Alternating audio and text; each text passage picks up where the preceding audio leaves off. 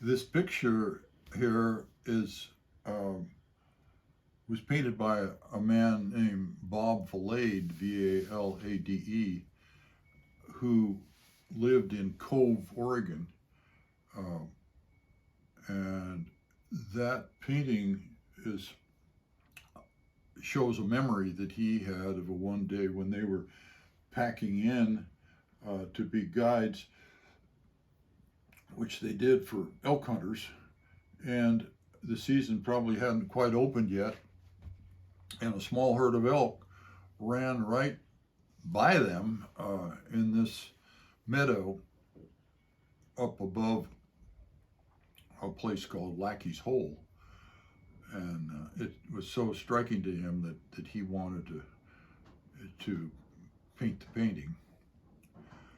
Uh, but I guess I'd like to tell a little bit about my experiences in the Eagle Cap Wilderness, which is uh, east of La Grande and Cove, Oregon.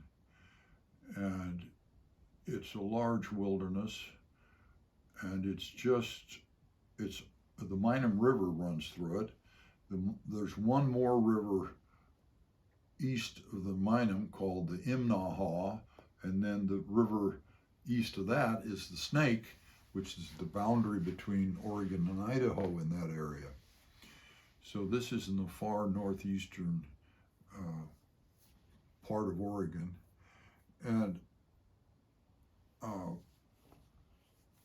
my dad and mom got started going in there with a minister from La Grande named Clarence Kopp with a K, and he would go in there early in the summer and set up a camp on the Minam River at a place called Rock Creek, and he'd set up a big Indian teepee, and he had a steel grate that he would position in some rocks and set up camping. And he would then ferry people in there to camp with him. He he loved to cook, and he loved to get up in the morning and make hot cakes and eggs and bacon. He would call people to breakfast, eggs, cakes, and he was a happy, somewhat rotund man uh, who kept going in there into his late 70s, and got my folks going in there, and they loved it in there. And then they started getting me to go in there, and my sister went in once.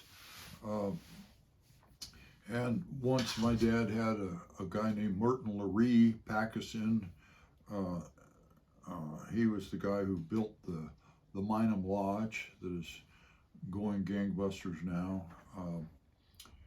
But we'd go in there and camp on this river, and my dad had become an expert uh, fly fisherman on the Deschutes River in years gone by, and he taught me when I was 13 how to fly fish, which is quite a skill, maybe a little bit like learning to play tennis, and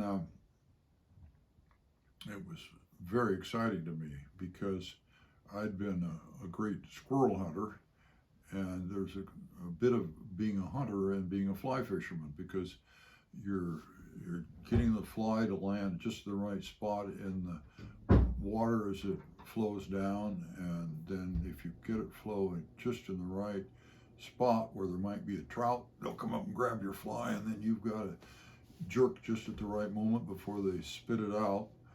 And some of these, I had done a lot of fishing in creeks around Hood River, and I was catching fish about that long. And then in the Minam, you could catch fish that were a foot or more long and weighed probably a pound. And that was exciting. These were rainbow trout. They were very strong and very wild. And it was thrilling to me to learn how to catch them. You had to come up from below because the trout lie in a riffle and they're looking up to see the bugs floating down or swimming down in front of them. And so if you're fishing and you're coming from below, they're looking up, they don't see your reflection down there as you cast up above them. And the water isn't all that deep, and the trout aren't all that stupid, so you've got to develop some skills of concealment and not thrashing around and frightening them if you're going to catch trout. And so I fell in love with that activity, and when not too long after I got married to Judy, we went in there, and I don't remember what summer that was, but it was probably 61 or something. We'd probably been married either 1 or 2 years, and we went in there with Clarence Kopp's grandson, and that was quite exciting. When we were just a little bit up higher than this painting, there was a kind of a cascade of rocks there, and the trail went down right next to it, and somehow my being an inexperienced guide with this 19-year-old guy who was really the guide, we got slightly off the trail. One of the horses fell, and we found out when we got out from the trip from Judy's father that horse was over 30 years old. And I, being inexperienced, thought, well, if you have these pack boxes, you just filled them up. Well, as I learned more about packing horses, you shouldn't ask a horse to carry, in rocky trails, you shouldn't ask a horse to carry much over 75 pounds. And there was a lot more weight than that on that horse. And when it fell, I had to hop off the horse I was riding and free the riggings up so that horse could get back up. And then we took some of the things out of the box and shifted them around. But we had the horses from my late wife's father, and we had pack boxes, and we had riding horses. We got on in there. But we had a wonderful trip and a lot of fishing and camping, and it was just so wild and free in there. It's so unspoiled. It is a true wilderness. There are a few people going by on the trail, but there's no cars and not very many people. And we knew that Chief Joseph had wintered there the last winter before he was herded on to the reservation. And I'm smiling because I'm thinking it was sort of like we were living like Indians back there, which that isn't quite right, but because we had a bag of potatoes to keep us going.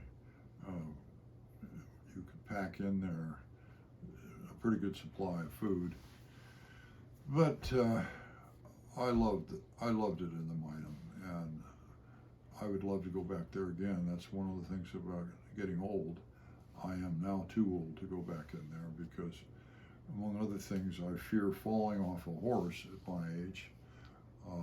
I don't have the quick twitch in my arms and legs to keep me from maybe getting off balance and falling off the horse. And if you fall off a horse in there and break a leg, it's a great calamity. So I don't really dare go back in there anymore in my 80s. But oh, how I enjoyed it when we did.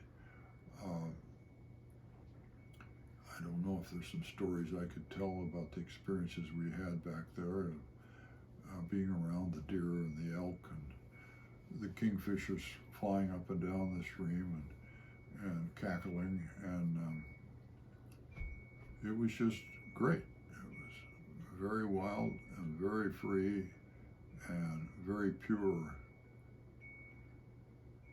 The Minam.